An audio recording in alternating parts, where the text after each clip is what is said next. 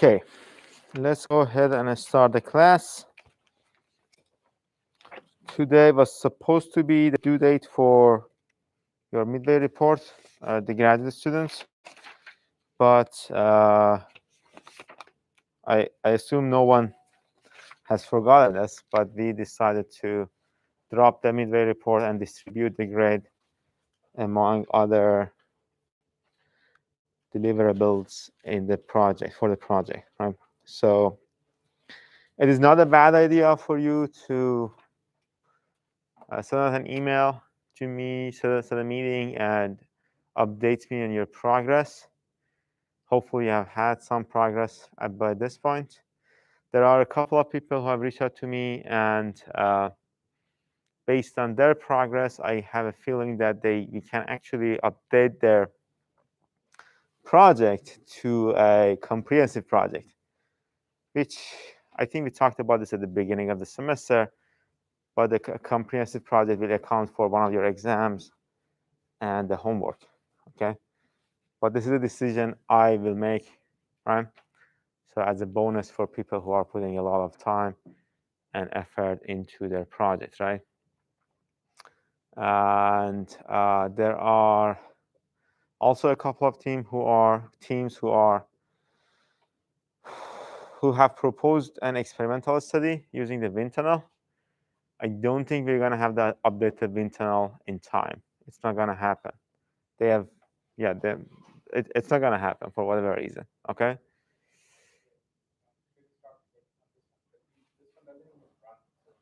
It does run. So we have fixed the current wind tunnel. So the current wind tunnel, if you only have one of the students who does the experimental project here in class. But if you're online, if you're watching this later, if you want to use the old wind tunnel, it is usable. The only thing is it only calculates drag, right? Yeah, which is something I'm definitely fine with. And you also have the option of moving to a numerical analysis. It really depends on your preference. Okay, so you don't have to make a decision at this right now. You can talk to your project partners and decide this. Okay, so that's it for the project. Your homework is, I have to double check the dates, but I think will be posted, homework on chapter 4 will be posted on Thursday. We will finish chapter 4 hopefully by Thursday. It will be posted on Thursday. It will be due next Thursday, a week. That's the deal you always get. So make sure to keep that in mind. And do you have any questions?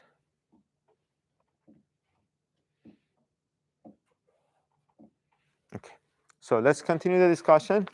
We talked about the thin airfoil theory, the prereqs to the thin airfoil theory discussion that we are planning to have today. There were a couple of prereqs. The one was the Kudar condition.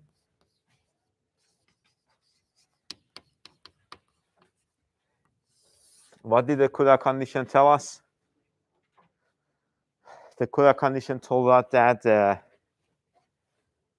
depending on the type of the trailing edge, your velocity is either 0 at the trailing edge, right, on the top and the bottom surface, or if you have a cusp trailing edge, your velocity has to be equal, which essentially means that the circulation of the trailing edge is 0, right? This was the Kudar condition. And we also had a theorem, Kelvin's circulation theorem. Which tells us that circulation is conserved. Conservation of circulation, if you will. And the idea of the thin airfoil theory is that we can remove the airfoil, a thin airfoil for that matter. It is very important. It has to be a thin airfoil with a vortex sheet.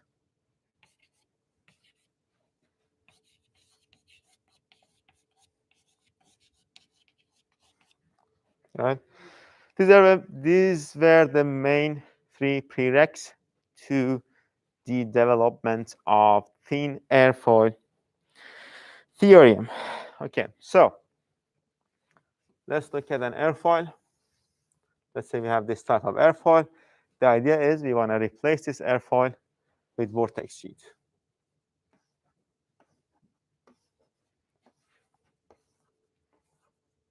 Okay.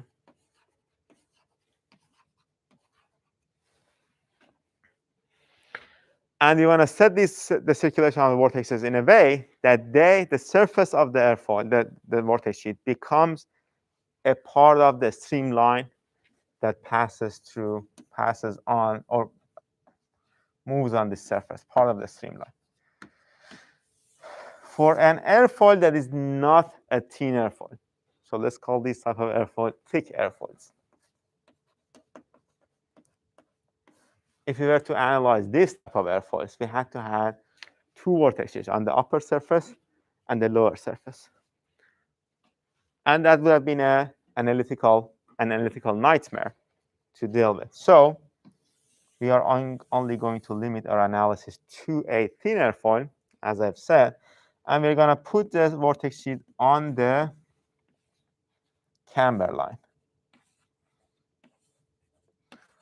So we are only going to have 1 sheet of vortices. Okay. The assumption we are making here is that our flow only sees a line. So we are essentially neglecting the thickness of the airfoil. Okay. Again, we are putting the vortex sheet on the camber, the mean camber line. Mean camber line. Okay. And the idea is this mean camber line has to be part of the streamlines. What is the condition that needs to be met here? This mean camber line has to be on a streamline. Okay. So it has to be a streamline in the flow. Right? What is the main condition of a streamline that needs to be met?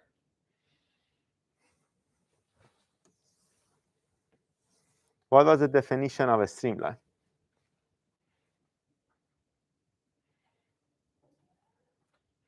Just think about it. How did we define a streamline? Like path line was the path the particle takes from point 1 to point B, right? A straight line was the locus of the points that all of these particles that have passed through a point A, yes, tangent to the velocity, exactly. We define the streamline to be always tangent to the velocity vector. What does it mean for the velocity normal to the streamline? It has to be 0. So that's the only condition that needs to be met here. That's one of the few conditions. So we want to define that we want to find the vortex sheet that at the end of the day will give us this result, right? Velocity normal to the vortex sheet has to be 0. Okay, but we have two contributions to this velocity, to this normal velocity. One is the normal velocity, or the normal component of velocity that is coming in from the far field, the atmosphere, whatever you're going to call it, u infinity, v infinity, right? The free stream velocity, right? It can have a normal component.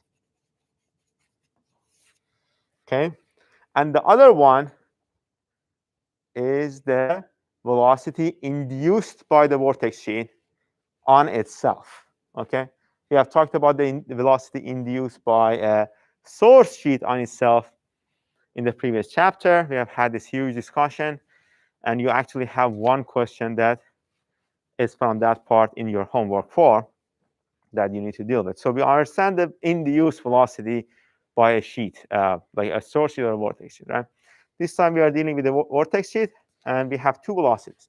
One, we are going to call that velocity omega. Velocity omega induced by a vortex sheet on itself.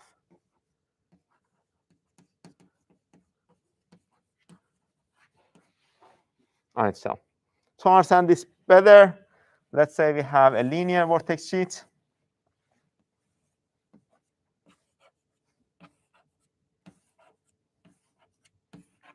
Okay, linear vortex sheet. The idea here was that this section of this vortex sheet with this strength, gamma s, the length is ds, induces a velocity at any point of this domain. Right? One of the points of this domain is this point x. Right? So this induces a velocity here as well. Right?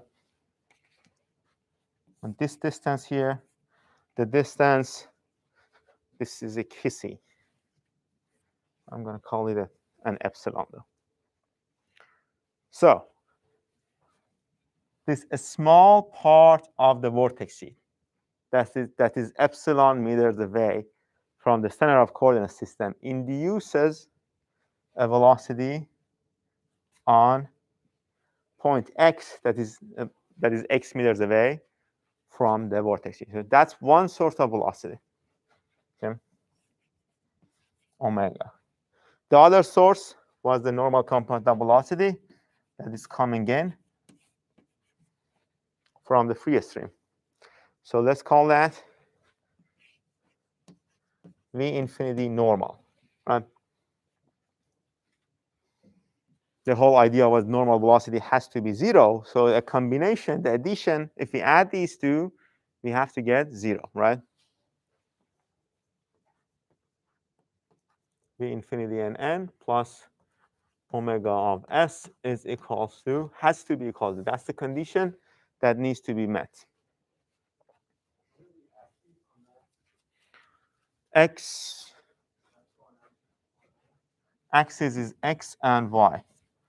But it's just a one-dimensional vortex sheet, right? So it only has y equals to 0, x equals to, like, whatever.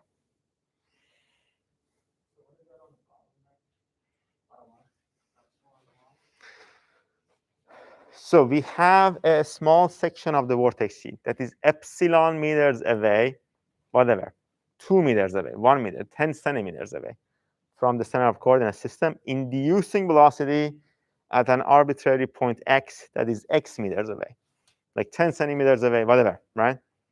Okay? Does this make sense now? Okay. Let's back up a little bit and see why we are doing this, right? The goal here in developing this theory is to find the circulation around an airfoil, right? And eventually, using that circulation and the Kota-Jakowski theorem, or Kota-Jakowski theorem, we could find lift, right? You remember the relationship we had in chapter 2? We find the relationship between lift per unit span and the circulation, right? So that's the goal here. That's why we are using the vortex sheet. And the velocity induced at this point and this arbitrary point by this arbitrary part of the vortex sheet is a function of circulation, right? So if we can apply this condition, since we know the incoming free stream velocity, we should be able to find the strength of that vortex sheet. That's the idea here, right? So this is why we are doing this. Okay, so let's move on. Let's find the different parts of that equation. Let's find the normal component of V infinity first. Okay, how can we formulate the normal component of, or how can we find the normal component of the V infinity? Let's say this is your coordinate system, x, y, and this is your thin airfoil. As far as your flow is concerned, it's just a thin line, right? There is no thickness to it. And your flow is coming in at a V infinity, right? with an angle of attack. What we want to find here is this component of V infinity in whatever direction that is. Let's say this is the direction, V infinity and n. That is normal to your surface.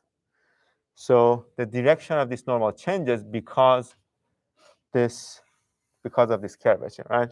Does this make sense? This is what we want to find as a function of this V infinity. How can we find that?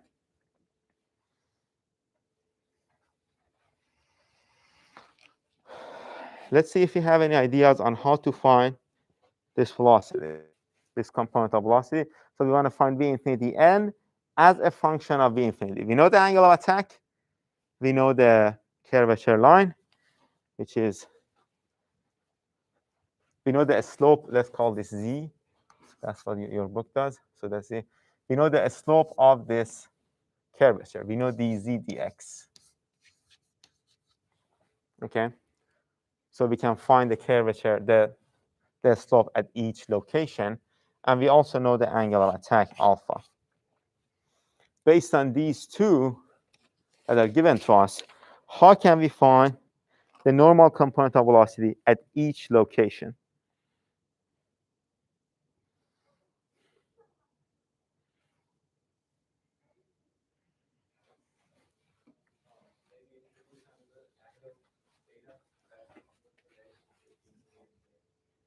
Introduce an angle theta that does what?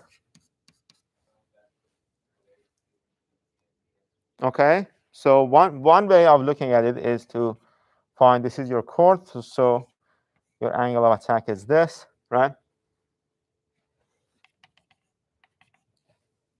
And then this part is actually has a little inclination compared to the chord, right?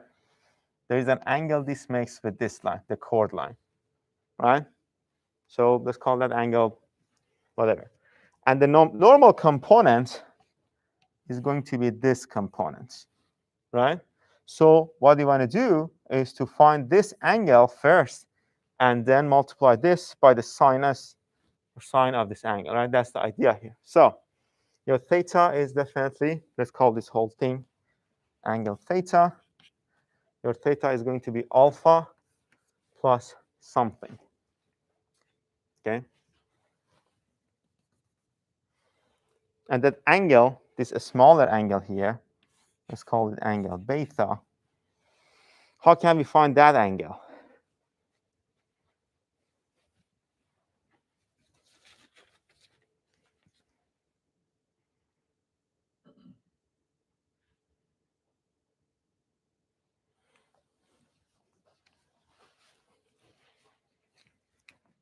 We're talking about this angle, right?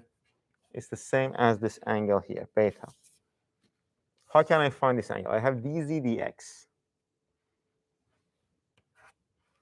right? This angle is going to be inverse tangent of dz dx. That's it. So I have the angle. We have we can find the normal component of velocity. V infinity sine of alpha plus inverse tangent of dz dx. Okay. Since we are dealing with very small angles of attack and very small cambers, very small, not zero. We can actually let go of sine and tangent, and V infinity n can be V infinity alpha dz dx. That's actually, there's a negative sign here. Is it? There's a positive name. Yeah. It's good. Because of the direction of the velocity. That's negative dz, because of the direction of the curvature, essentially. But that's just a proof, so we don't really care about it. So are we clear on this part? This is going to be the normal component of velocity, free stream velocity coming in. Yes?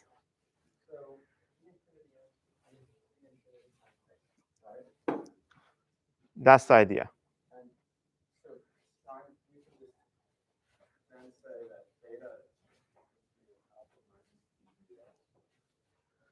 Because your alpha and dz dx are very small.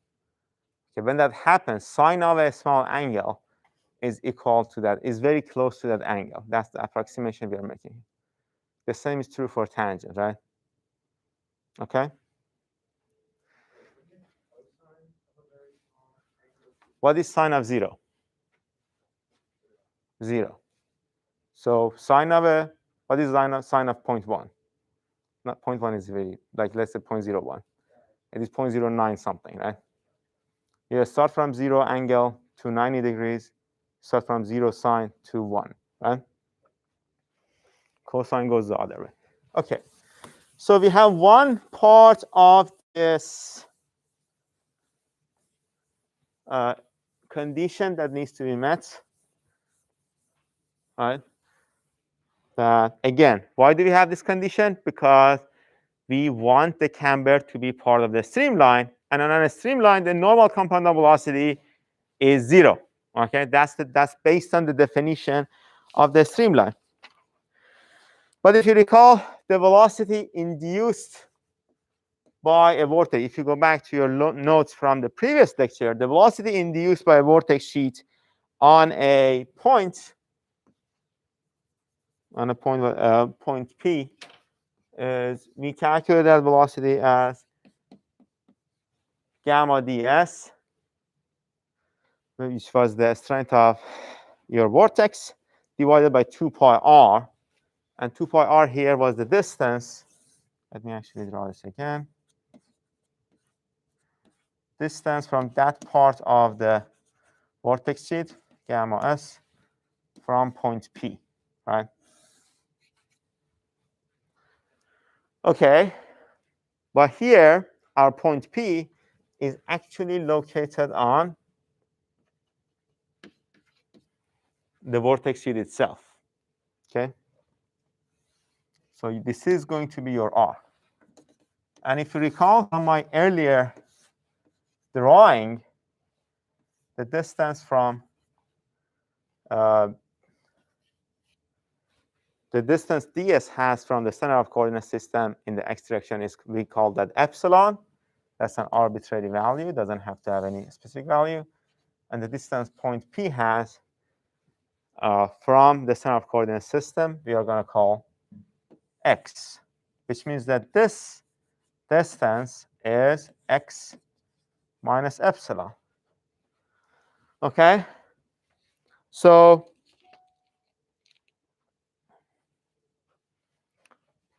but we are moving on this curve, so we have to find this arc length, but don't worry about it. Eventually, your dv is going to be gamma ds divided by 2 pi x minus epsilon. Okay. And there's also a negative sign. Is there any questions here? This is the velocity induced by a small section of a vortex sheet on itself, on a point by itself. Okay.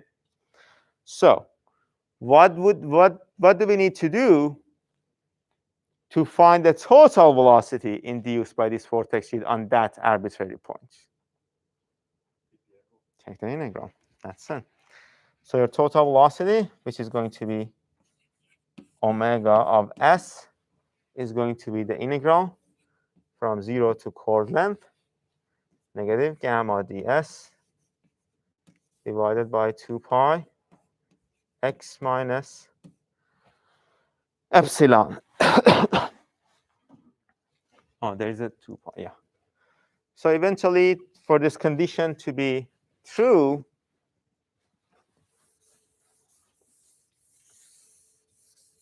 this is the equation we have to have.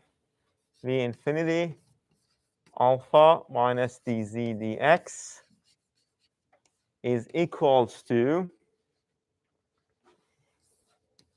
negative 1 over 2 pi 0 to c gamma ds divided by 2 pi x minus epsilon.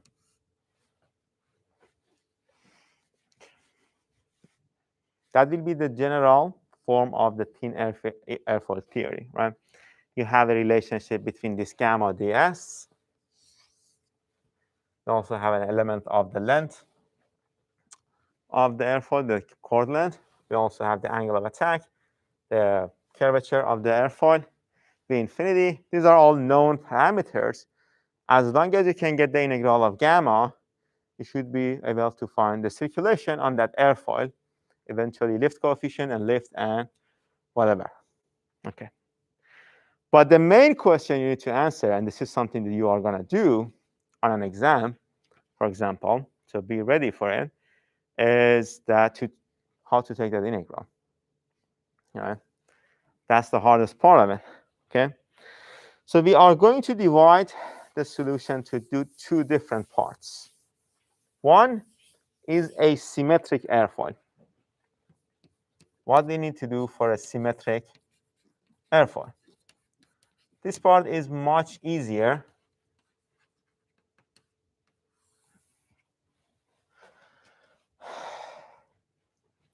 And taking this integral is actually something that I'm going to give you as a bonus point. Okay. What is the camber of a symmetric airfoil? That's the mean camber line is a straight line, exactly. So this is going to be our airfoil when you are dealing with a symmetric case. This is the vortex. So we can simplify this whole thing. What is going to happen to this value here? 0. There's no curvature, exactly. So V infinity alpha equals to 1 negative 2 pi 0 to c gamma dx. Your s is going to become x because we only have, yes. That's right. That's just a 2 pi. Yeah, I'm sorry about that. That was my mistake. X minus epsilon. And for your future information, this is something I always say. This Greek letter is actually not epsilon, is Kisi. But most people just use epsilon for it because it is more common. Epsilon is this, right? Either this or this. It doesn't have the tail. But everyone uses epsilon, and this is what we are going to do as well. Just if you ever needed to learn Greek, just be aware of this common mistake here. Okay, so this is the integral we want to take. And taking this integral, then your book has taken this integral for you step by step. What I want you to do is to read the book and take this integral for me, right? I'm going to give you the final solution, only the final solution here.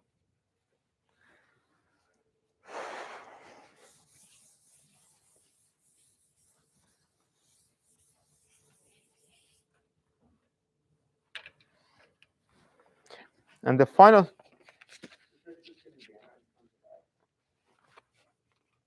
pardon me, I didn't hear you. Finding gamma in terms of x.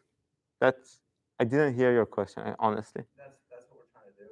That's why we want to find gamma of x, yeah. We want to find gamma of x. Yeah, exactly, yeah. Not just in terms of x, in terms of V infinity and all of those things, but V infinity, alpha, and all of those others are assumed to be constants, right? So you will have, I mean, you're going to see the final solution. This is going to be your final solution. What we have done is we have transformed our variable independent from x to theta. And I'm going to tell you what are those like transformation convergent parameters. But gamma of theta is going to be 2 alpha v infinity 1 plus cosine of theta divided by sine of theta. And the convergent parameters are this. For epsilon, we have c divided by 2, 1 minus cosine of theta theta. For x, we have c divided by 2, 1 minus cosine of theta naught. And for d, epsilon, just have to take the derivative. C divided by 2 sine of theta d theta. It is going to be easier to take this integral if you make this conversion and transform your integral, right, to an independent variable. And this actually comes into play a little more when we are talking about a cambered airfoil. OK, are we all following what's going on here? Again, to recap, we want to find the lift coefficient. We want to find the slope of CL versus alpha. These are the things that we are looking for, right, in this analysis, in the analytical analysis. To find that, we replace the airfoil with a vortex sheet. And the condition there was that airfoil, the camber line, has to be a part of the. You have a question?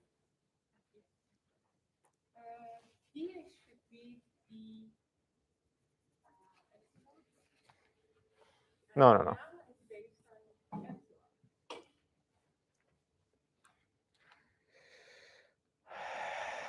No.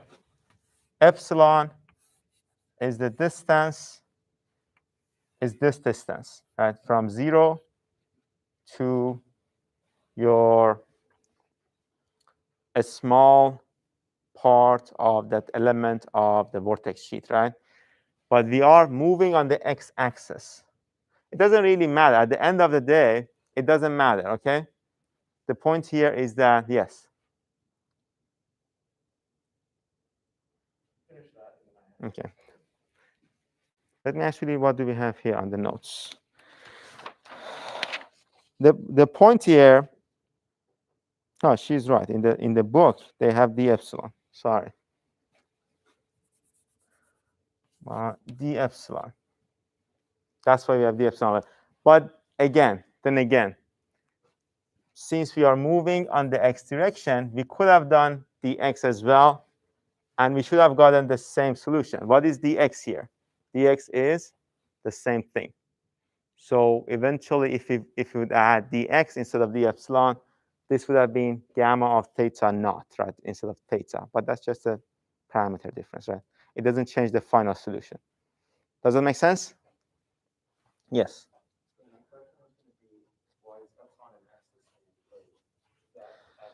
Epsilon and x are not the same. Epsilon is the arbitrary location of. You remember we had the yeah.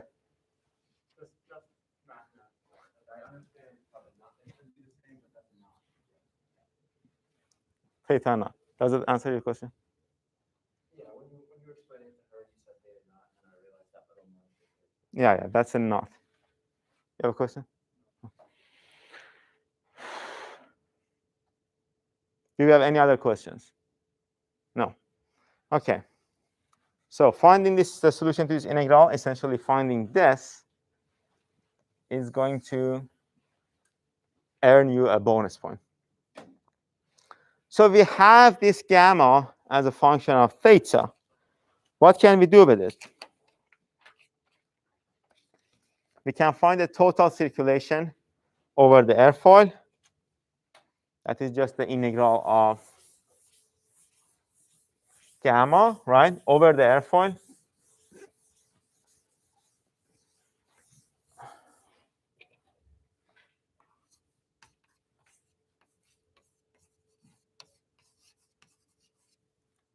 OK? And just a reminder, this, if you want to compare these to the source panel theory method, X is essentially your jth panel, if you recall from the source panel, and epsilon is the ith panel. So the velocity induced by the ith panel on the jth panel, right? So if we are actually going to see a numerical solution to this as well, so this is not a bad idea to have that in mind. Okay.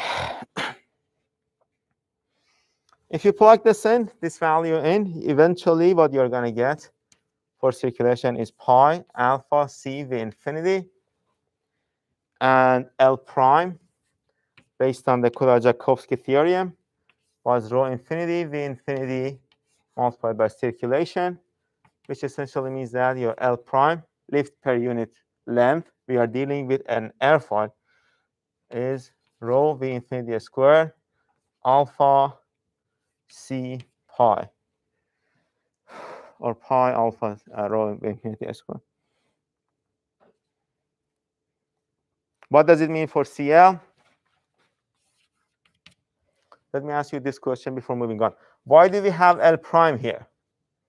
Just so everyone is clear.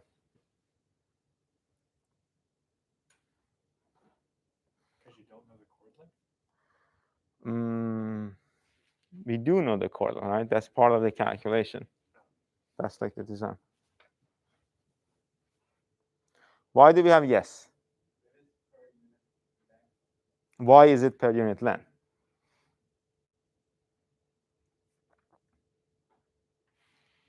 What is the name of the theory? Thin airfoil theory, right? How does this name contribute to the fact that we are using L prime here? Because we are not, exactly, we are not concerned with the depth. We are doing a two-dimensional analysis, right? So we are not analyzing a wing here. In the next chapter, we are going to add the depth. We are going to include the three-dimensional effects in our calculations, right? So lift per unit, if you were to use a thin airfoil theory, you cannot calculate lift unless you assume a depth, right? Can be a unit depth or whatever, right? Does this make sense? Okay. So what would be the lift coefficient then? How did we define the lift coefficient?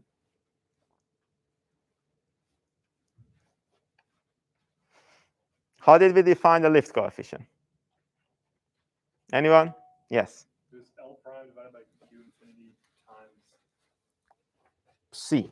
area. Since we are dealing with lift per unit length, we don't do area anymore. We do chord, right? Because lift per unit length is newtons per meters, right? We are already removing the depth from it. And your area is chord multiplied by the depth, right? Okay. Q infinity, dynamic pressure. That's 1/2 rho v infinity squared. Alpha c pi divided by 1/2 rho infinity v infinity squared multiplied by c. C will cancel out. Rho infinity v infinity squared. And we are going to get, for CL, we are going to get pi alpha divided by 2. So what does this mean? This means that using this theory, we are actually going to see that for a symmetric airfoil, your lift coefficient is only a function of angle of attack. It's not a function of velocity. It's not a function of chord length. It's only a function of angle of attack. Okay? For a thin yes. 2 pi alpha, I'm sorry. Then, yes.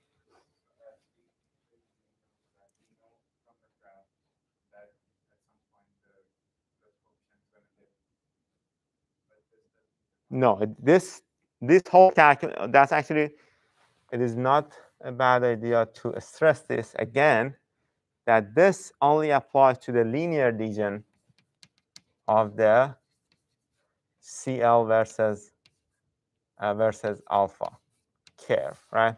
So this doesn't see the stall condition, right? Okay, that's why the angles of attack has to be small. That's one of the assumptions he did. It also only applies to a lift to a thin airfoil. Okay. So the other thing is of interest to us is the slope of the line on the CL versus alpha. So we are dealing with a symmetric airfoil here, right? Where does the line start? It's a symmetric airfoil at 0. Exactly. Symmetric airfoil, 0 lift angle of attack is 0, right? And we are only working on this section. What is this? DCL divided by d alpha.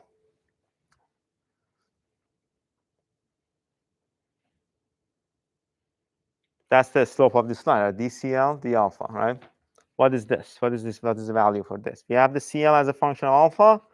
What does it mean for the slope of this line? What is the value of it? 2 pi. That's it.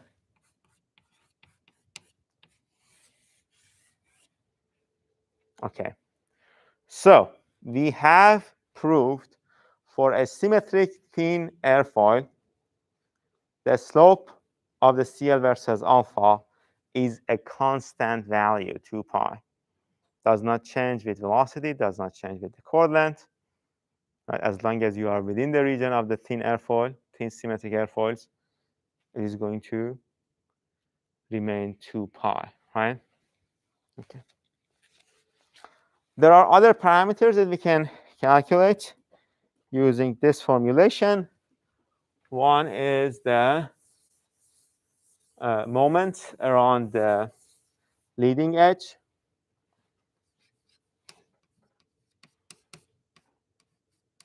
Okay, moment around the leading edge is going to be equal to Q infinity C squared pi alpha divided by 2.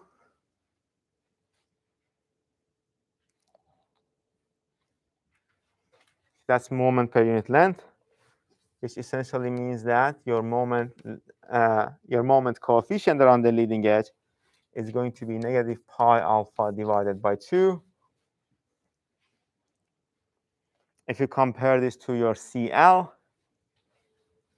this is equal to negative CL divided by 4.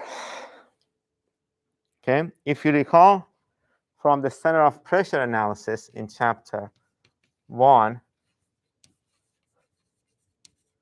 we actually had this formula for the moment coefficient around the quarter chord.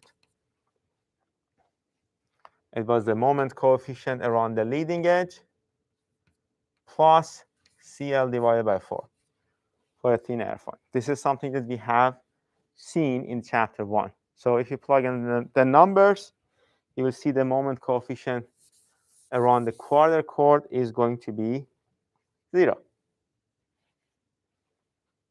What does this mean?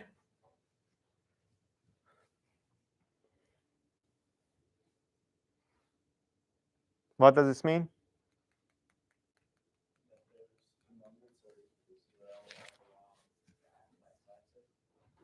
No, they are not 0 though. Like on the leading edge, the moment is negative CL over 4. The moment coefficient around the quarter chord is 0. Right? What does this mean? The center of pressure lies at the quarter chord. For a thin airfoil, thin symmetric airfoil. Okay. What if we were not dealing with a symmetric airfoil? How can we get that integral we had here, right? We had to find a solution to that integral. That actually is a more complex integral that I'm pretty sure in this university we don't really teach you how to take this integral. Oh, I'm going to only give you the final solutions to it. So gamma of theta, so this is for a cambered airfoil, right? Which means that this is not a symmetric airfoil, right? For this question, we are dealing with this type of airfoil, a symmetric airfoil. For this one, we are dealing with a cambered airfoil. So this is the second one. This is the first one, okay? So for a cambered airfoil, the circulation is going to be equal to 2 v infinity a naught cosine of theta divided by sine of theta plus sigma n to infinity a n sine of n theta, where a naught is equals to alpha minus 1 over pi integral of 0 to pi dz dx. Since dz dx is not 0, we are dealing with a cambered airfoil, right? dz dx d theta naught, and a1 is equals to 2 over pi integral of 0 to pi dz dx cosine of n theta naught d theta naught.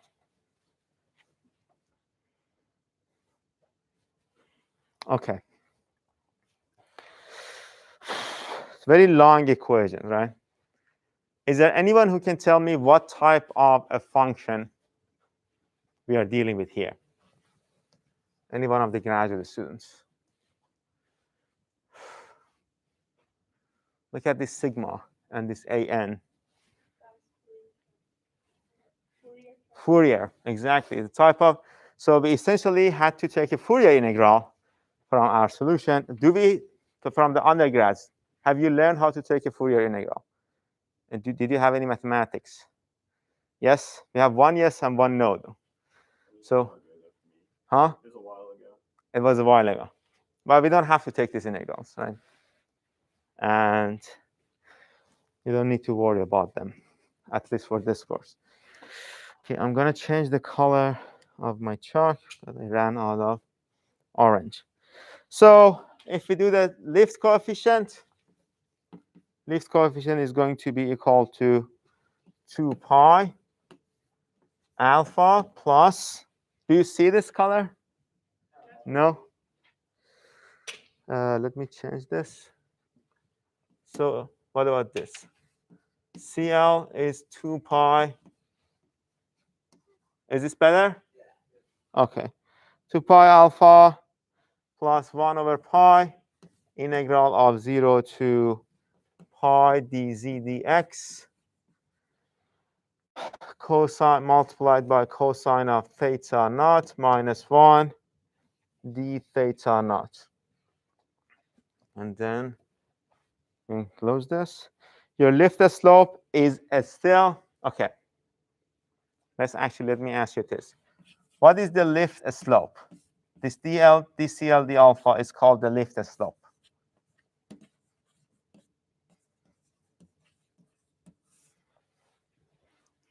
What is the lift slope here for a cambered airfoil?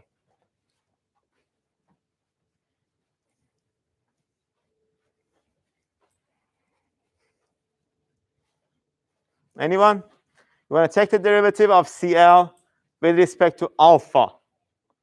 Okay? What would be the solution to that derivation? Just 2 pi again, right? Because this part is not a function of alpha.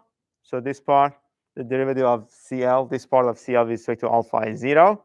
As far as alpha is concerned, this is just a constant value, right? And this part, we have alpha. So the derivative of this part with respect to alpha is going to be 1. So DCLD alpha is going to be equals to 1. Let me actually go back to orange and try writing this 2 pi And your moment coefficient around the leading edge, if you were told to find the moment coefficient around the leading edge, this is the equation you need to use. 1 over pi, I'm sorry, CL over 4, negative CL over 4. These are long equations, just have to have them with you. Plus pi over 4, A1 minus A2. And what would be the moment coefficient around the quarter core? By just looking at this value, and we were also told this.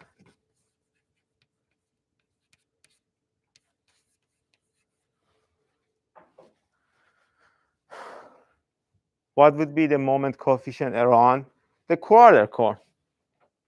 It is not 0.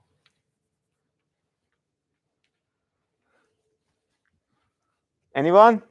We have this formula. We have the moment coefficient around the leading edge. What was that?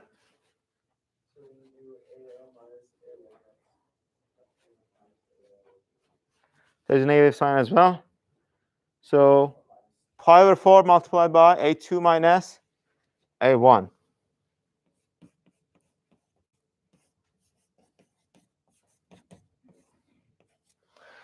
Okay, and there are two more things that are introduced here. The first one is the location of center of pressure, right? It is not the quarter core anymore because the moment coefficient around the quarter core is not 0, right? You don't need to calculate that. I'm going to only give you the formula. That's the first one. Let me actually clean this part of the board. The location of center of pressure.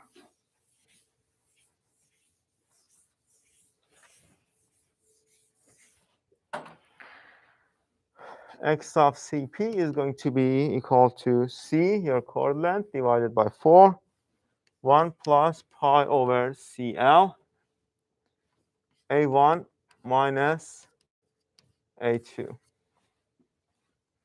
There is another thing that is introduced here, is because we are dealing with a Camber airfoil. And dealing with a Camber airfoil means that we are not going to start from 0 and 0 on this figure anymore, right? Will look like this, which essentially means that the angle of attack at 0 lift is not 0 anymore, right? This is the angle of attack at 0 lift. This is something we talked about in the previous lecture. So angle of attack at 0 lift, you also have an equation for it. It's going to be negative 1 over pi integral of 0 to pi dz dx cosine of theta naught minus 1 d theta naught. Okay, so the first part, the symmetric airfoil part, was pretty easy, right? Just we did CL, just some straightforward equations, right? But for the cambered airfoil part, the equations are not that straightforward, and this is something you will be definitely asked, just a heads up, in an exam. Okay, to calculate this integral. And we are actually going to solve an example right now that is going to be based on this topic. And we'll go from there. Let's see. Is there any questions? No. Yes. You said that we're going to get asked to do that integral. Do you mean this integral there, or do you mean the? No, this integral. Not the full. No. Okay. No, not the no. Not the full. So don't worry about that. Taking this integral is going to be. It is not going to be a hard integral to take. It is just going to be a little time consuming. So just a heads up, this will be on the exam. Okay.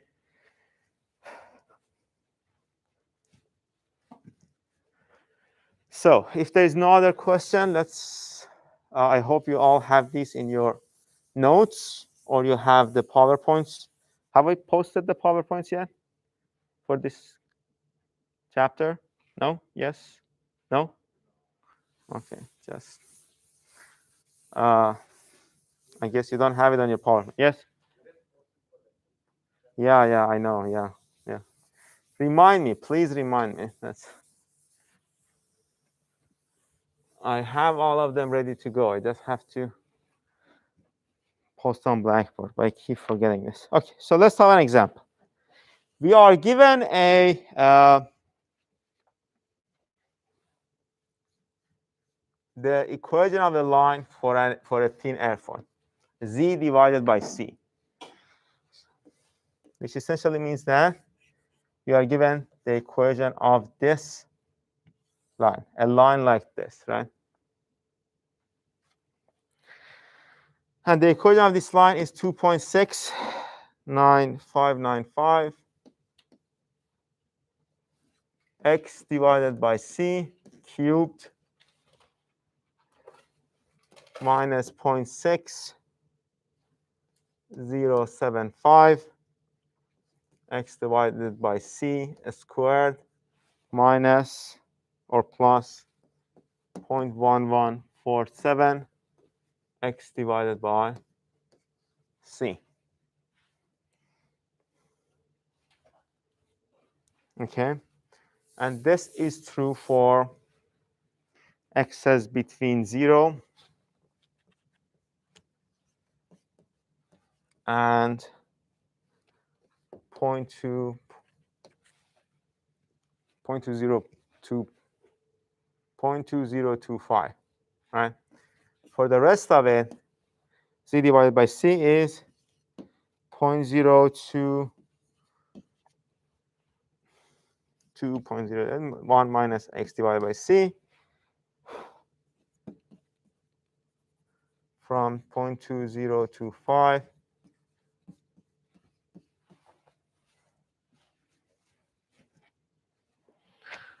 Okay. We are asked for this airfoil, we are asked to find the angle of attack at 0 lift.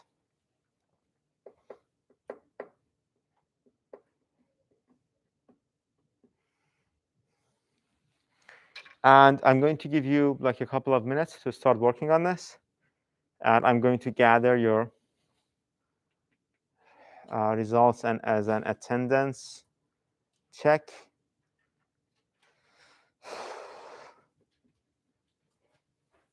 Okay. That's the first part. We are asked to find the angle of attack at 0 lift. What is the equation you want to use? Which equation do you think we should use?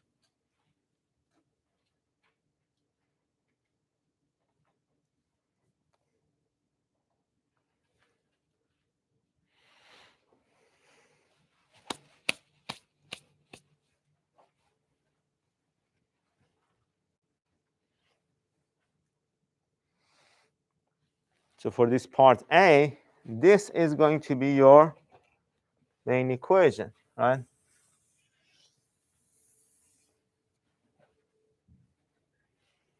We have dz by dx, and the rest is cosine and d theta, right? Just have to plug it in and take the integral, right? Yes? How many yeses do we have? We have 1 yes, 2 so, 3 yeses. I'm still copying down the problem. Huh? I'm still copying down the problem. Okay. So I'm just going to give you a little more time. So what you're telling me is that there is no people who just said yes.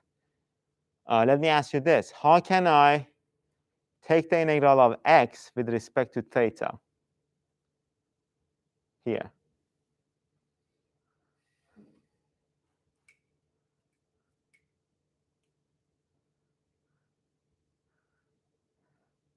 Do we know the relationship between x and theta, theta naught here? Doesn't really matter, it's just a variable.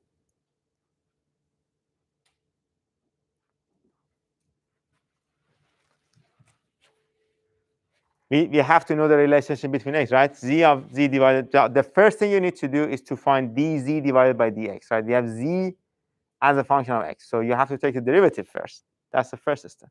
The second step, or we can actually, is to convert z to a system of theta instead of x, right?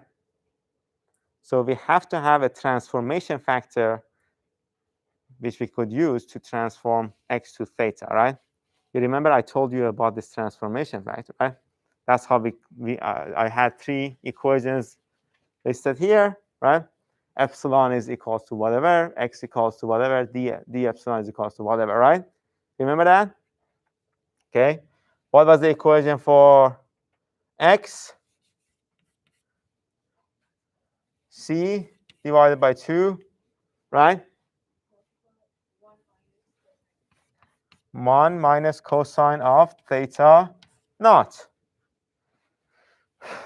Okay. You can move c to the other side and get x divided by c is 1/2 1 minus cosine of theta naught.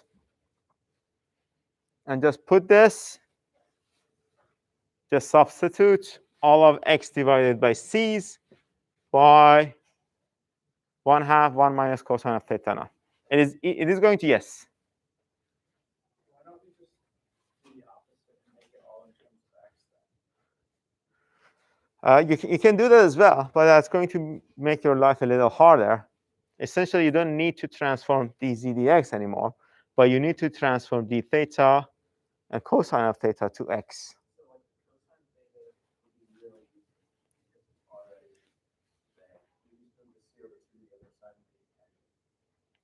So the only problem would be d theta is the x. But it is not that hard to take d theta as well, is it? Let's actually, that's a good point. Let's do this. What is dx? Or what is d theta here? You just have to take the derivative, right? dx is equals to, what is the solution here? Taking the derivative with respect to theta, right? You have to get theta by itself and then You're going to get a d theta, sine of theta, d theta naught, right? So d theta naught is dx divided by c over 2 sine of theta naught. See? You will have another presence of theta.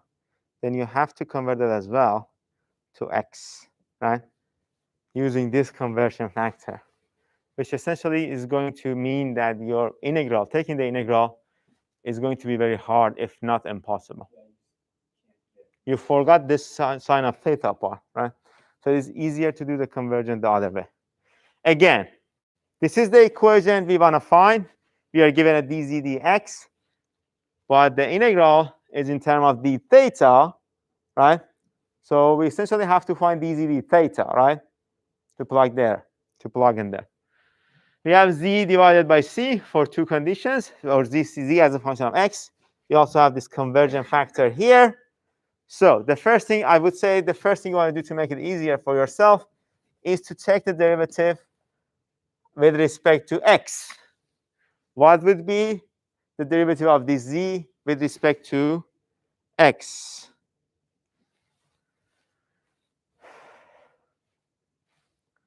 This value, whatever that is, and I've already multiplied c, but I have already multiplied this whole thing by a c, right? So this value, 2 point whatever, 3, right, the derivative of x over c, right? Minus multiplied by 2 plus 0.147. And like the denominator here has to be c cubed, but we have multiplied it by a c, right? I have actually moved this to the other part, so that's why we have the second square.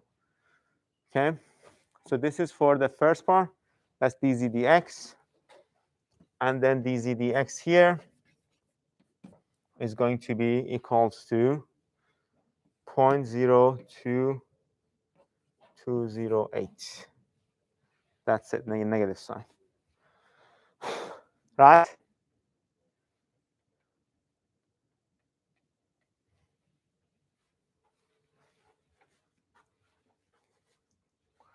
So to have this to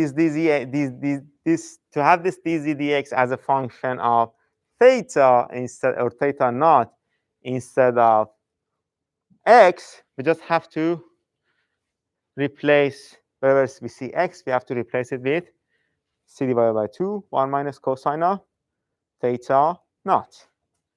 Okay, let's do that. I'm going to do this first one here. So dz dx is going to be equal to this 2 point whatever, 3 multiplied by 1 minus, that's x divided by c, 1 minus 1/2, 1 minus cosine of theta squared.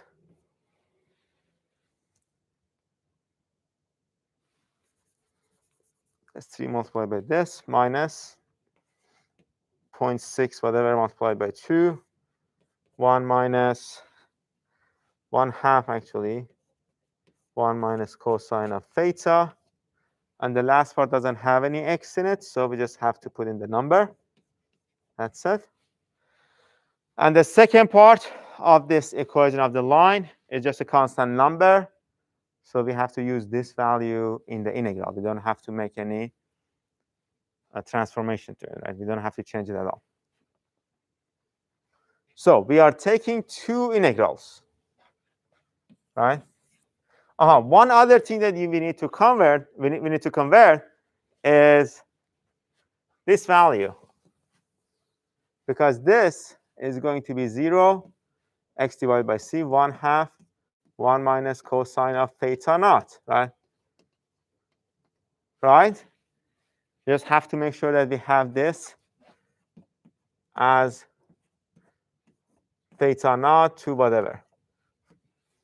Because when you're taking the integral, you once have to take the integral from 0 to whatever value of theta is, plus whatever that value of theta is, 2 pi. Does this make sense? Or is it too complicated? That's not an answer. I mean, I'm looking at the solution, so it makes sense. But like, if I saw this on the exam, I'd probably freak out and panic. Let me shut down. Okay.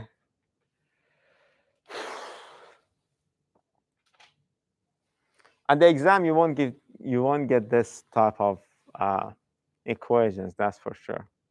I'll be mindful of the time. Hopefully, I thought I was being mindful of the time the first time, so hopefully this time we'll be more mindful of the time. Okay. But do we understand what is going on here? Do we understand the solution? Yes?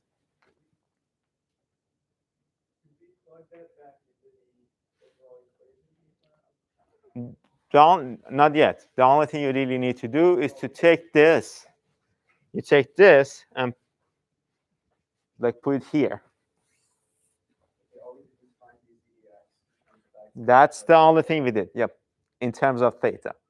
We only found dz dx in terms of theta. And what I'm saying is that you have to convert the range from x divided by c to theta as well. How do we convert the range? The same thing as we did here. For x divided by c, you have to plug in 1/2, 1 minus cosine of theta in this inequality. And then take the 1/2 to the other side and do the analysis, and you should be able to get to the same solution, to a correct solution, to a correct range for theta. So this is, let me put this. Let's just make sure that we understand how to find the range, right? This is the convergence factor. And this is one range. Whatever value. What is that value? 0.2, right? To find the correct theta, I just have to put x over c equals to 0 once, right? To get a theta here, which should probably be 0, right? Theta 0.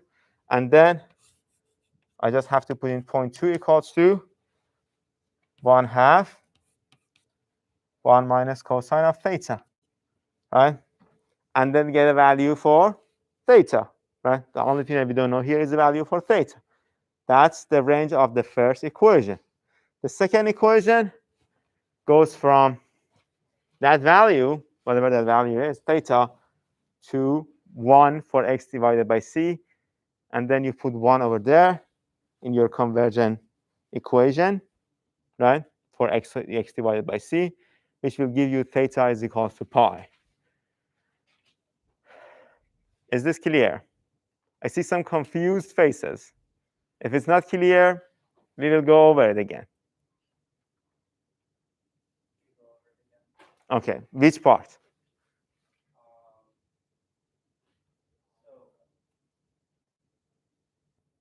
Why are you plugging in the two ends to get theta when I thought the whole point was to take the integral of the two ends to get theta? No, the goal here is not to find theta. The goal here is to find alpha, right? The reason, and we are given an equation of the line. So these two equations are essentially making our airfoil for it. This is the equation of the line for this thin airfoil, right? From 0 to some part, the first equation applies. From that part to chord length, whatever that is, the second equation applies, right? And we have this equation that will help us find zero lift angle of attack. OK? But in this equation, we are taking the integral with respect to theta, right?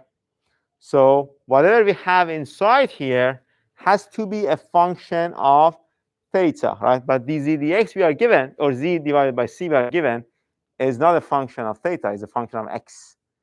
So the first thing you need to do is to take the derivative to find dz dx as a function of x, right?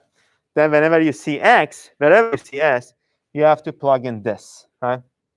That's for the whole equation. But since this equation changes, the equation of this line changes, we have two ranges. We have two equations for two different ranges, right? We have to convert the range from x to theta as well. How do we convert that range?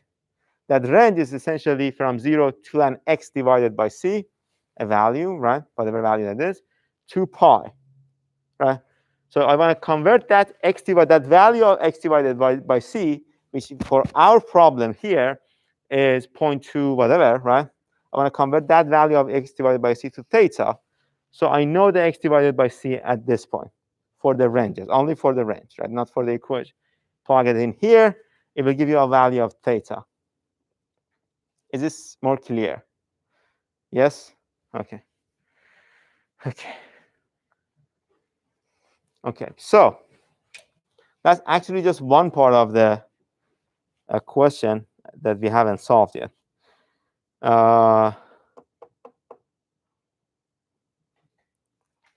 OK, let me ask you this then. If you do this part, the first part, zero lift angle of attack, you're essentially, you have finished most of the problem. You have worked it out, right? Let's say we find the zero lift angle to be -2. Do we need to go over this in the next lecture again? Like do the solution from 0 to finish? Of this example? This specific example, yes.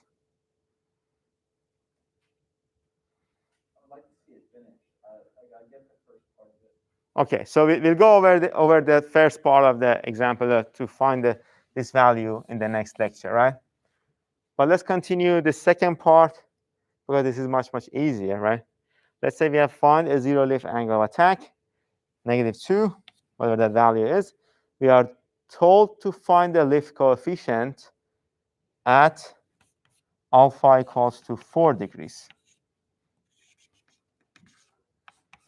How can we find this lift coefficient? What is the lift slope here? 2 pi, right? That's constant. That will remain constant. So you have the lift slope. You have the slope of this line, right? You have 1 point, that's -2, and 0, 0 lift angle of attack, right? So lift is 0. We are given an angle of attack. We want to find the CL. Can we find this?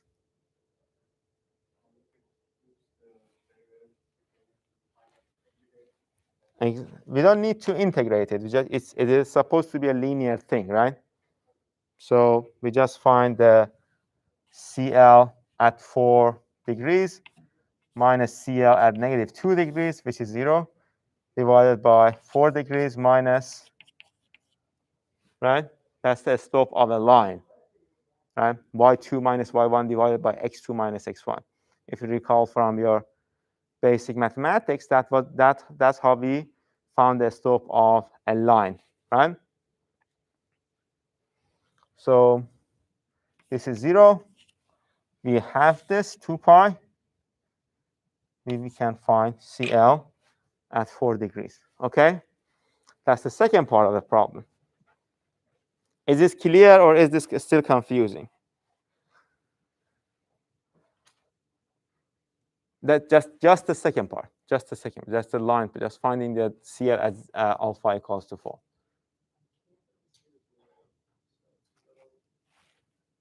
Okay, we'll go over that part in the next lecture as well. So we will come back to this example during the next lecture. We will solve it from the get-go, from the start to finish. And this is a book example. So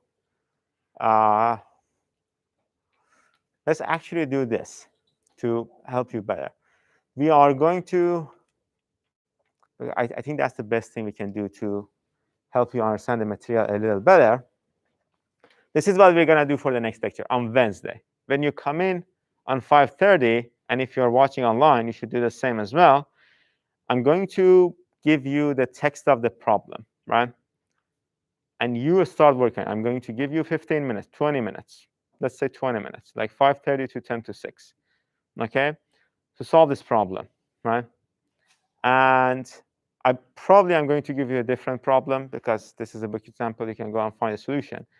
And whoever can finish it in the 20 minutes will get 2 bonus points, 1% of the total, your total grade. Okay? I think that's going to help you better. If you work it out yourself, it is going to help you better understand the problem. And I'm going to be here to revisit the issues with you. Okay? I think that's going to work better.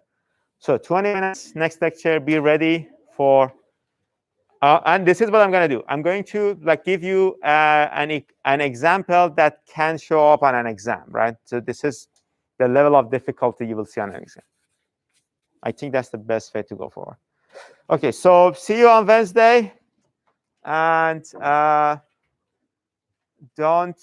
you don't need to submit your attendance. I will mark all of you attending. But the next attendance is important, right? So if you don't watch this lecture, you're not going to come to class. You're going to lose that point. So I guess that's it. And good luck.